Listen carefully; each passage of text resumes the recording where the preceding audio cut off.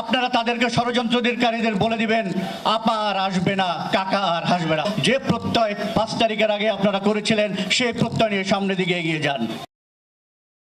যে তারা কিন্তু গোপনে সংগঠিত হচ্ছে, তাদের হাতে অনেক অর্থ রয়েছে, তাদের অনেক পরিকল্পনা রয়েছে। আপনারা এবং আমরা স্বপ্ন দেখছি, নতুন বাংলাদেশের স্বপ্ন দেখছি। একই সাথে তারা যেভাবে পতাকা খামচে ধরেছিল, এখন এই জাতিকে খামচে ধরার জন্য নতুন নতুন ষড়যন্ত্র করছে। এই মুহূর্তে দল মত থেকে শুরু করে সকলের প্রয়োজন ঐক্য। আপনাদের মধ্যে শুধুমাত্র সামনের আলোই শুধু দেখবেন না, আপনাদের ঐক্যবদ্ধ থাকতে হবে। আপনারা যদি ঐক্যবদ্ধ না থাকেন, এই জাতির ঐক্য, এই জাতির চেতনা ভুলণ্ঠিত হবে। আমি চাই দলমত যে যেখানে রয়েছেন আপনারা একতাবদ্ধ হন, এই জাতিকে সামনের দিকে এগিয়ে নেওয়ার জন্য তারিখের আগে আপনারা করেছিলেন সেই প্রত্যয় নিয়ে সামনের দিকে এগিয়ে যান।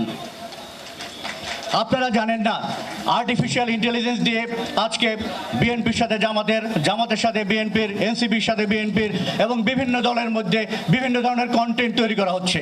এই কন্টেন্টগুলো ছড়িয়ে দিয়ে আপনাদের ঐক্যকে বিনষ্ট করা হচ্ছে। আপনারা কিন্তু এই ঐক্য যে বিনষ্ট করা হচ্ছে, এগুলো আপনারা খেয়াল করছেন না। আপনারা যদি এইটা খেয়াল না করেন, শত্রুরা সুযোগ পেয়ে যাবে।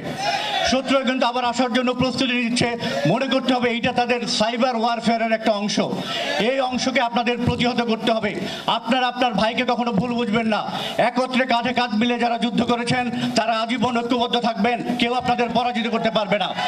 আপনারা যদি ঐক্যবদ্ধ না থাকেন, আপনাদের কেউ রক্ষা করতে পারবে না। আপনাদের সাথে সাথে প্রশাসনে আমরা যারা রয়েছি, আমরাও কিন্তু আপনাদের মতো একই পরিণতি বরণ করতে হবে।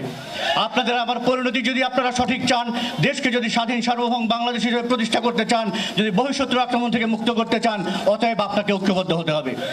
আপনারা তাদেরকে ষড়যন্ত্রকারীদের বলে দিবেন আপা আর আসবে না, কাকা আর হাসবে না। ধন্যবাদ সবাইকে।